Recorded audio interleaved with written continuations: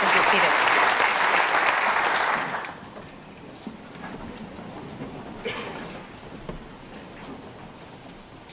Lieutenant Governor Roden, Mr. Speaker, members of the House and Senate, Chief Justice Jensen, Supreme Court justices, constitutional officers, and my fellow South Dakotans. The South Dakota State Constitution requires the governor to begin each legislative session by giving the legislature information concerning the affairs of the state and recommending the measures he considers necessary. Notice I didn't say she. The Constitution doesn't say she, and maybe we should fix that sometime.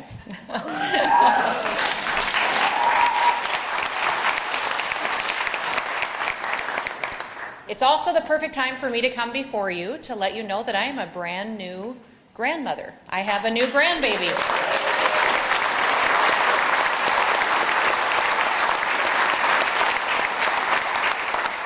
His name is Branch Brian. He is named after his grandfather. He was 8 pounds, 9 ounces. And I was thinking this morning about our family and how many challenges we go through, how many good times, and how I fail them at times. But yet Branch is a reminder that we have new beginnings, that we have hope for a future. And I hope that all of us can embrace that today for the year of 2023, that we can have a new beginning and a start where we can continue to work for the people of South Dakota and protect that promise of liberty and freedom.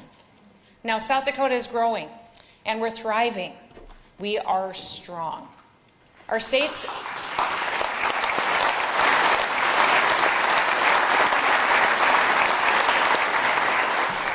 agriculture industry is now a $32 billion industry. It's responsible for 1 in 5 jobs in our state. We need to continue to preserve agriculture's future. You know, tourism, financial services, and other industries are also growing as well. That's all great news. Today I'm going to share with you how our state has become the #1 state for individuals, for families, and businesses to build the American dream. Now, we've also promoted our state, and we've promoted stronger families, and we're also going to continue to secure South Dakota far into the future. We are #1 in the nation for personal income growth over the past several years. That is how South Dakotans build the American dream, by working hard and earning more than they have before. We have the fastest growth of housing developments in the entire country. We have the most family-owned businesses of any state. That's part of how we make families stronger. We have the most registered hunters per capita of any state as well, which is something I'm extremely proud of. And we were recognized as a state for making the best decisions by the American Legislative Exchange Council. One more thing. South Dakota State University Jackrabbits are the FCS national champions in football. Go Jacks!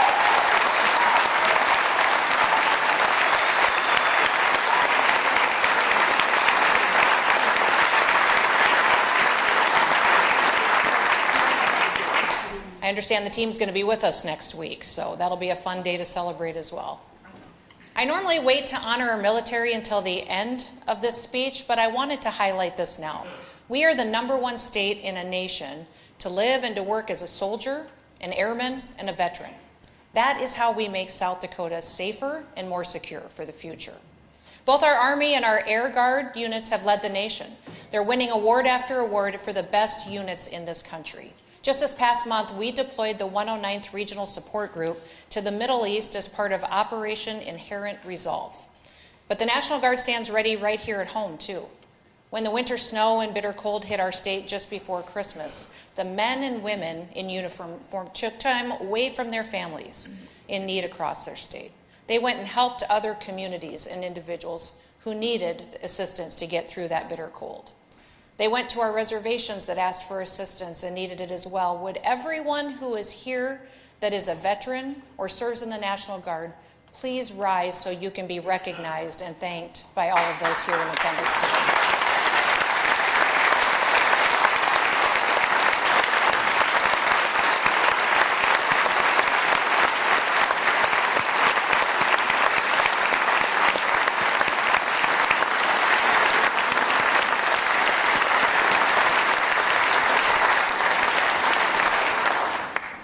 I believe South Dakota is the freest state in the nation. We fight to defend our constitutional rights. We ensure that every South Dakotan has the right to life, liberty, and the pursuit of happiness. But here's what I love about South Dakota. We never settle. We never sit back and say, that's good enough. We turn challenges into opportunities. Together, I want us all to take on the challenge of making South Dakota #1 in growth, tax climate, work ethic, and building and supporting strong families. Our nation was built on freedom, but our constitutional freedoms are under assault from Washington, D.C. America needs South Dakota's example of how conservative policies and values make people's lives better. These policies bring success and they bring hope. In the last 4 years, we made South Dakota the strongest state in America by making it the state to pursue an American dream, a state for stronger families, and a secure state. In the next 4, we're going to prove that the best is yet to come. Now, together, we have to continue to build and to advance that American dream. And in this legislative session, we will accomplish that. We're going to accomplish it by cutting taxes for people. We continue to have record surpluses. And what should we do with those surpluses? My answer is simple. Cut taxes and provide relief for South Dakotans.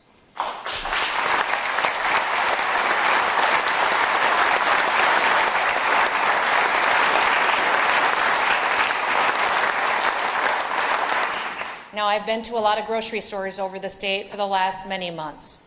Prices have dramatically increased for the past 2 years that families weren't prepared for. And when they see the final bill at the end of the checkout line, they're astonished. When I was standing there at dozens of grocery stores running the checkout line talking to people, about 1 out of every 4 shoppers had to go put something back on the shelf because they didn't have enough money to pay for it. It was shocking. Folks, listen, South Dakotans need this relief. And it's not up to us to pick and choose how they use their extra dollars that are in their pocket. By cutting the sales tax, we will help every single family in this state, and then they have the freedom to decide how to use those dollars to meet their needs in their family. And again, isn't South Dakota all about embracing freedom and helping every single person, not just picking winners and losers? Now, Fair Market is a store in Sioux Falls. It provides a special service to those who need it. They offer groceries for about half the price that you see in a typical grocery store. Kristen Johnson recognized the need for affordable groceries in her community, so she opened up Fair Market in early 2021. She's had to relocate. She's expanded multiple times as demand grew, and just last month they opened a second location on the west side of Sioux Falls. When I visited their store, I met customers who were so grateful for the opportunity that Fair Market provides. Because many of their groceries are reclaimed, that means that they've had a branding change. Maybe it's a damaged can, maybe it's a seasonal good, or maybe it's because there's a market surplus. But because they are reclaimed, there's always something new and unique and more affordable for customers. Many of these customers enjoy looking in the store, hunting for unique finds. Now, Kristen, with her husband Greg, and Danelle, who works for them, are here today. Would you all please stand where you are? They're right over here.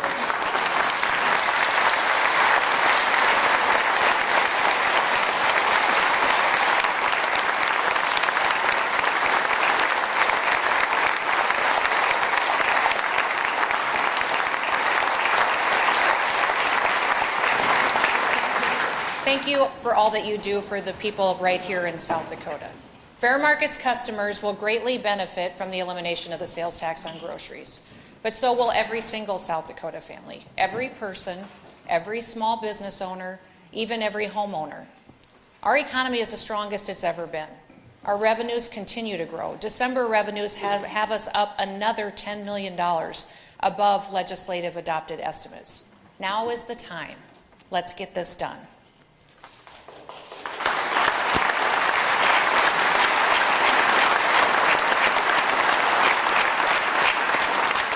South Dakota's economy has been thriving over the past few years, but with that, we've experienced some growing pains. In 2022, our unemployment rate was the lowest that it's been in our state's history, but we still have 23,000 open jobs in our state. During my first year in office, I signed legislation that recognized occupational licenses for military spouses who moved to our state.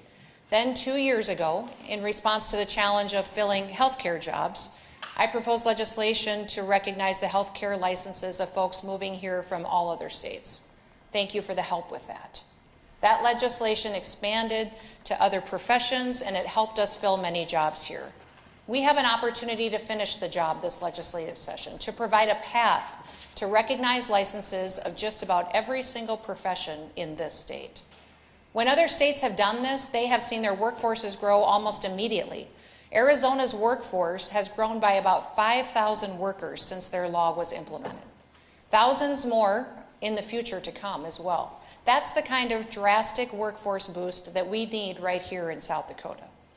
We are constantly looking for opportunities to expand registered apprenticeship programs here in our state. And just last month, the Department of Labor and Regulation awarded 4 grants to create apprenticeship pipelines for high schoolers across the state.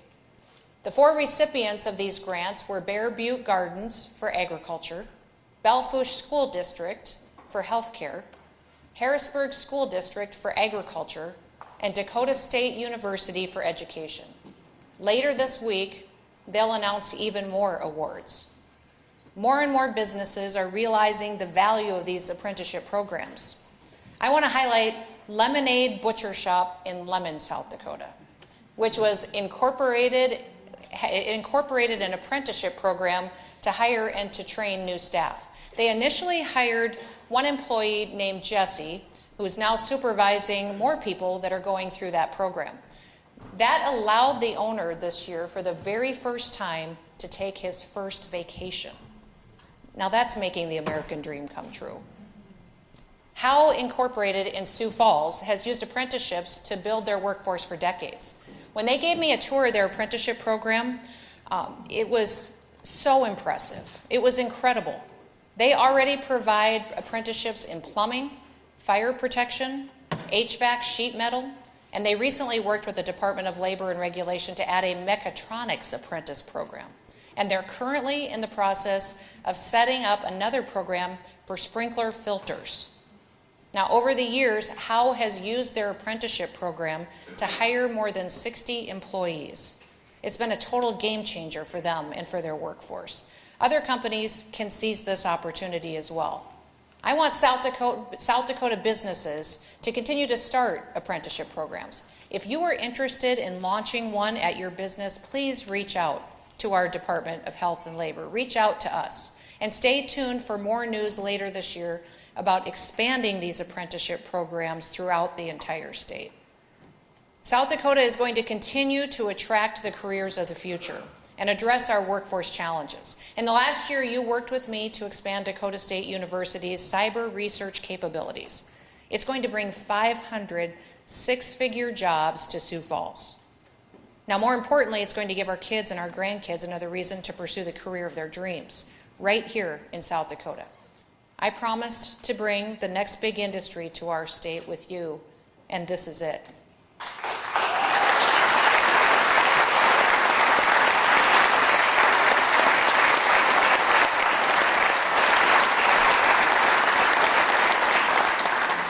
In the last year, we also broke ground on the largest economic development project in our state's history. GEVO's Net Zero 1 site in Lake Preston is the first ever billion-dollar investment in South Dakota. They will literally turn corn into jet fuel, as impossible as that sounds. But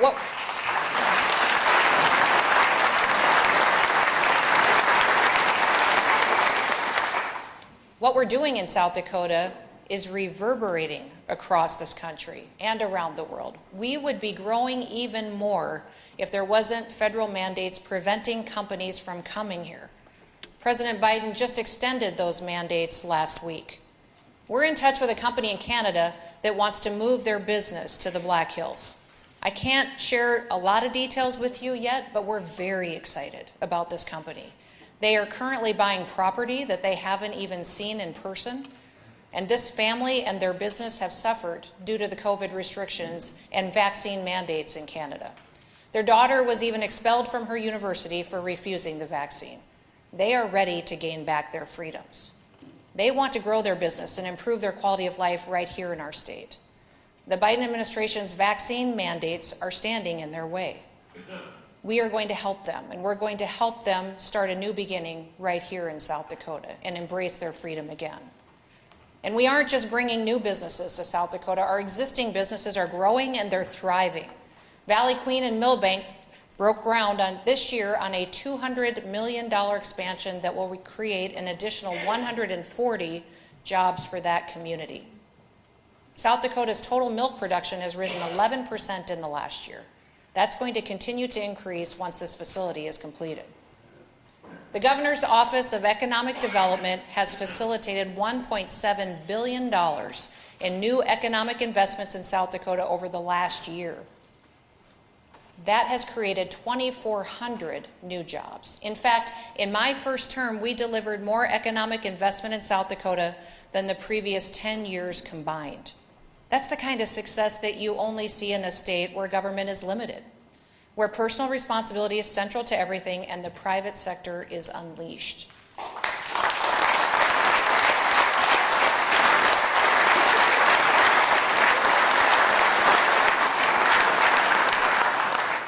Now remember, we were the only state to reject the additional elevated unemployment benefits that were offered by the federal government. Our people kept working, our unemployment rate remained low, our economy remained strong, and new businesses, they moved here. Now we have a very healthy unemployment trust fund balance, which gives us the opportunity to cut the unemployment tax for businesses.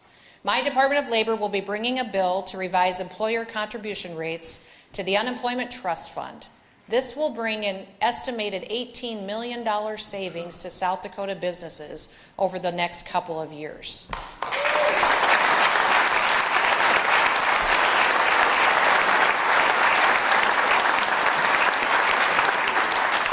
We're continuing to break records for tourism.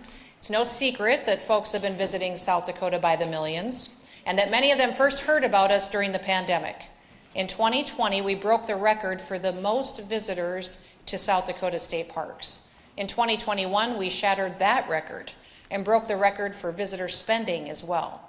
Now, we don't have the final data yet, but it looks like South Dakota set another record for visitor spending in 2022.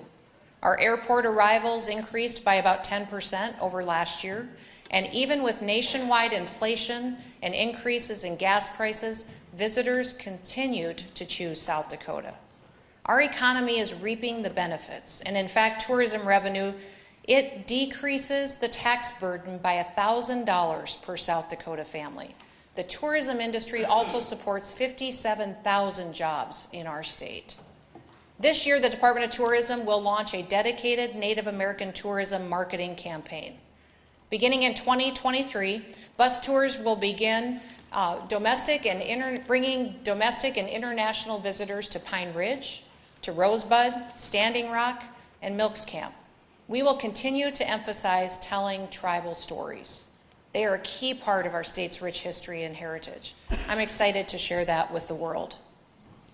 People who visit South Dakota, they also come here to hunt and to fish. Access to hunting opportunities has never been greater.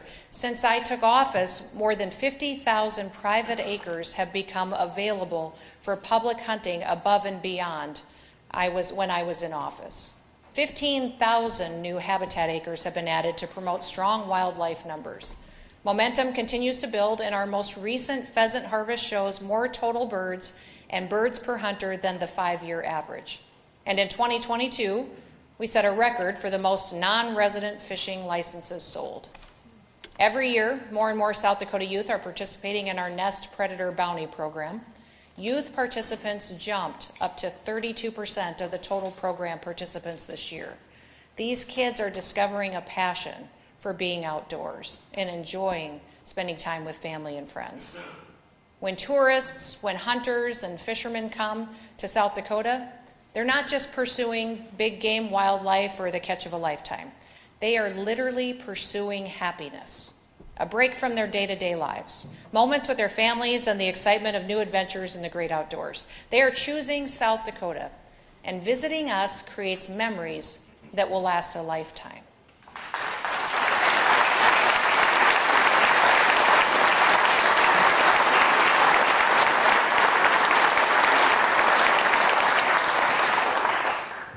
We will continue to work together to build stronger families in South Dakota. 3 years ago, we worked to pass legislation to provide paid family leave to state employees. This gave families the opportunity to bond with a newborn and adopted children. It also put us in a better position to attract top talent to our state government. This year, I want to expand that opportunity. Currently, the state provides paid family leave benefits at 60% of an employee's salary for 8 weeks. I'm proposing that we extend that benefit to 100% of salary for 12 weeks. And this new paid family leave policy won't just cover new births or adoption. It's also going to cover taking care of a child, a spouse, a parent with a serious health condition, or a situation where a spouse is called to active duty military service.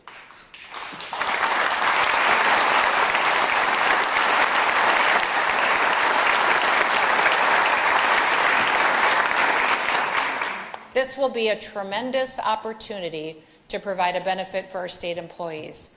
But it's not going to stop there. Private sector companies will also have the opportunity to be a part of the state's risk pool as well. This will make it much cheaper for companies here to offer benefits to their employees. And the more people that buy in, the lower the cost will be for everyone. My budget provides $20 million in grants to incentivize the private sector companies to participate for the first few years.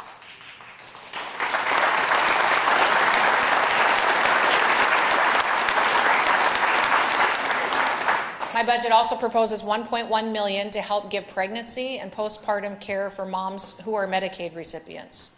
Pregnant moms who are at risk of poor birth and health conditions will receive coverage and receive intensive care management.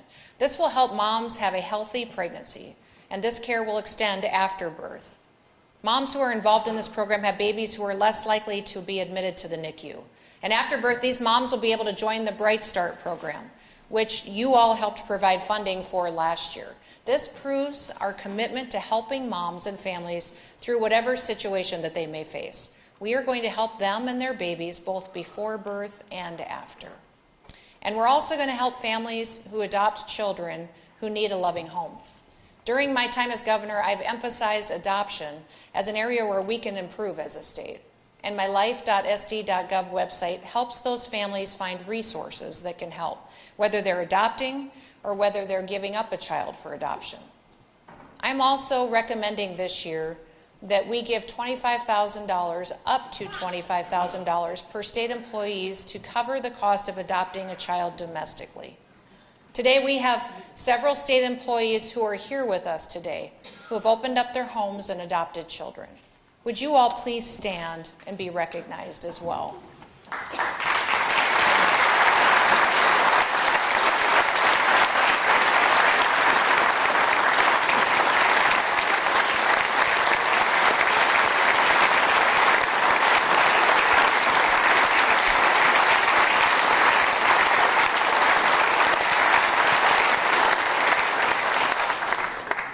We all should be able to agree that children deserve to have a permanent, loving home. And I want to thank all of you for opening up your homes to these children and for loving them and making them a part of your family. This is something that's incredibly important, and I hope we all can do together. Now, another way that we can help kids grow up in a loving home is foster care. 2 years ago, I launched the Stronger Families Together initiative. Before this initiative, we were recruiting fewer than 200 families every single year. Now we're recruiting over 300 foster families per year to help. We met our target in year 1, and our recruitment contacts are up for year 2. But our foster children still face educational challenges as a result of their circumstances. Today I'm announcing the Stronger Families Scholarship Proposal, which I am hoping to work with all of you to provide new education opportunities for these children. Any child in the foster care system will have the opportunity to receive up to $4,000 in a scholarship to help them achieve their full potential, from kindergarten through 12th grade. This money can be used to pay for tuition at a private school, pay for tutoring or teaching services, purchase curriculum, pay for standardized tests or AP exams, and more help. There's always more that we can do, and today there are more than 100 businesses across the state that provide targeted discounts to help foster families and those children. I love that.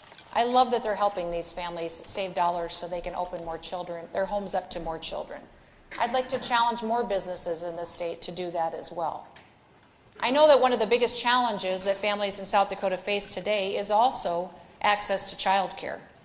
Families might have to go on a wait list for many months, maybe before the child is even born, in order to find child care that is adequate to serve their family's needs. One parent may even have to quit their job and stop working for a time being.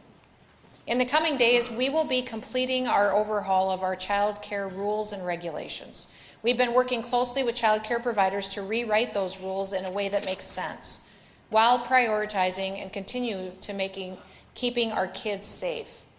We're also going to be releasing nearly $40 million in federal grants for child care providers. We had several meetings with providers so that those grants would target exactly what they needed, from new technology to startup funds to quality initiatives. We also heard, though, about these child care providers and the challenges they face with workforce. We're going to help tackle this by making it more attractive to work in the child care field. Currently, child care providers struggle to give benefits to their employees. So, we will be partnering with the South Dakota Farm Bureau to fix that. Today, we have with us some of the leadership team from Farm Bureau who's helping us make these health benefits possible. Would you all please stand and be recognized as well for opening up this opportunity for so many families? Thank you.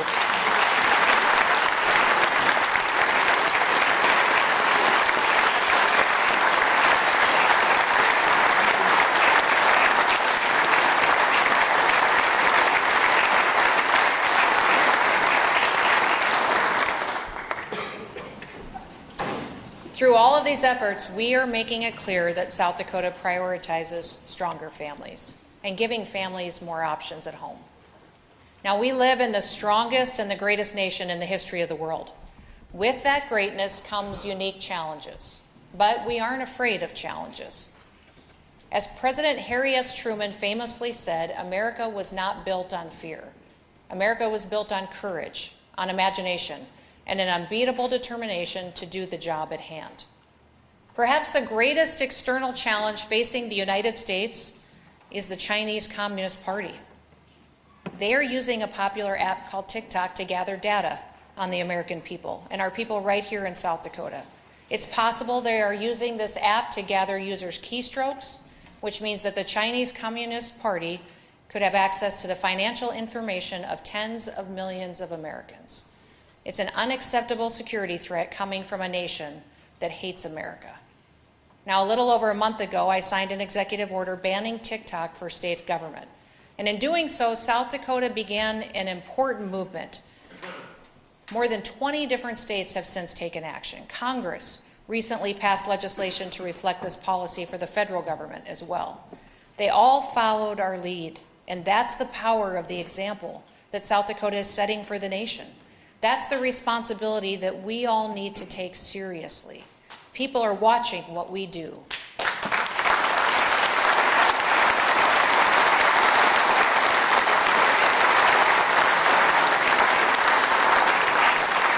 Now, our effort to combat Communist China shouldn't stop there. We're looking for ways to ensure that taxpayer dollars aren't benefiting Chinese companies or the Chinese Communist Party.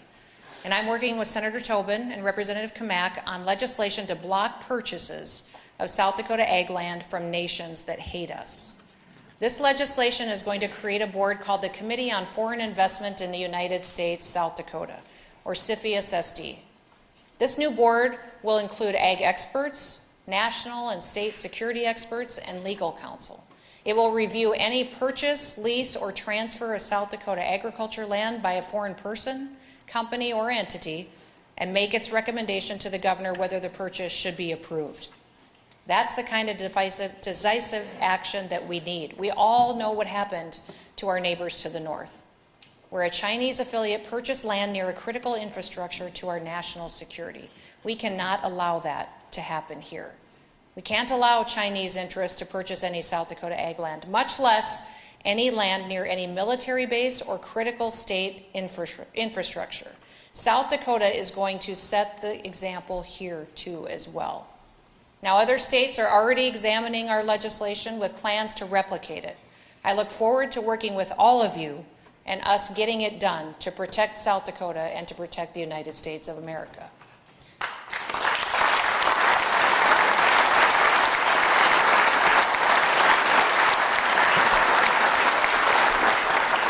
We are committed to securing our state. We're committed to honoring the men and women in uniform who make that possible. South Dakota respects our law enforcement. We've proven that in our actions and also in our words. We recruited out-of-state law enforcement officers to move to a state where they would be respected. It isn't just our law enforcement officers who go above and beyond the call of duty. I hear story after story of incredible South Dakotans who step up every single day. Stories like the staff at the Avera Adventera Nursing Home in Salem, who brought residents into an inner room at the nurses' station when the derecho hit their facility this spring. Those individuals had to physically hold the doors shut in their bare hands to keep them from being ripped off their hinges. And when the storm abated, everything on the other side of those doors were gone. These nursing home employees may have felt like they were just doing their job, but they saved so many lives that day. The staff of that nursing home is here with us all today. Would you all please stand and remain standing for just a minute? Stand up. We'll give you a round of applause, but don't sit down.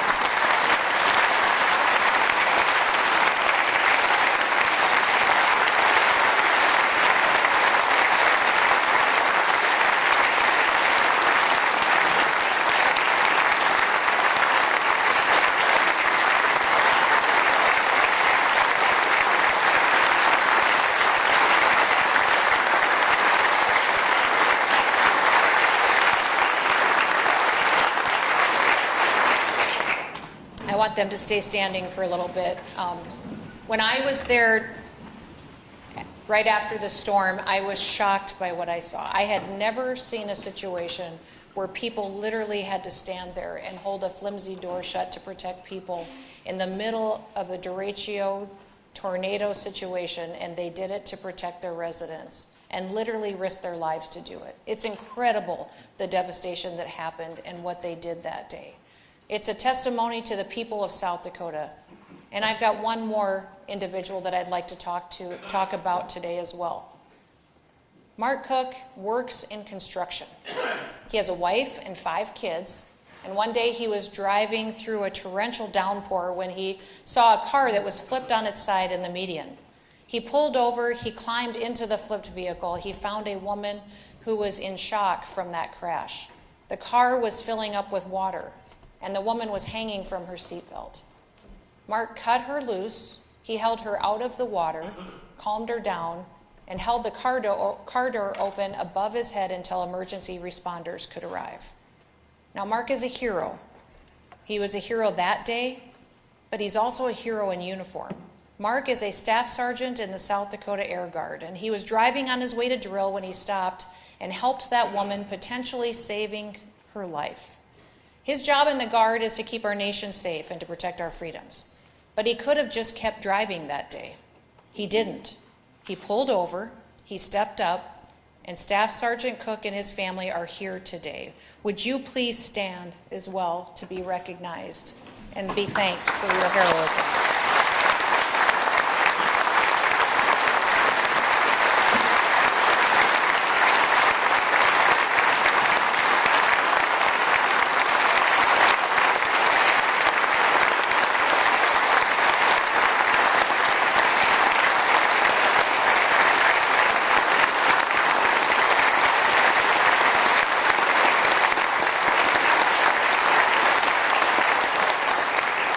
Stay standing. Today I want to honor both the staff at Avera Adventera in Salem and Staff Sergeant Mark Cook with the Governor's Award for Heroism.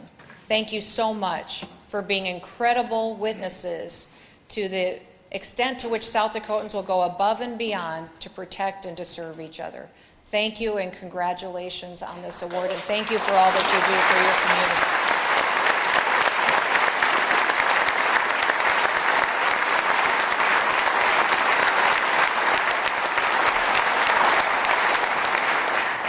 Our state is safer because of men and women who answer the call of duty without being asked. I'm proud to be a South Dakotan because of people like all of you. Thank you for setting the example. Now, ladies and gentlemen, that's the state of our state. For 4 years now, we have made South Dakota the state where anyone can come here and build their American dream. We've strengthened families, we've secured this state, and we have built here in the last 4 years exactly what our founding fathers envisioned when they created our nation.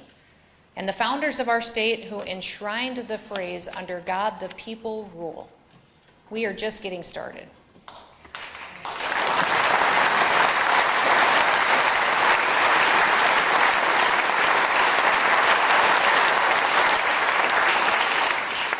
In 1790, less than 1 year after taking office as the President of the United States, George Washington delivered his first State of the Union address. Now, some people think it was the best State of the Union ever delivered. It was also the shortest, so that might have been a reason why. But President Washington delivered an important point that I think we should all remember today. The welfare of our country is the great object to which our cares and efforts ought to be directed. I shall derive great satisfaction from a cooperation with you in the pleasing, though arduous task of ensuring to our fellow citizens the blessings for which they have the right to expect from a free, efficient, and equal government.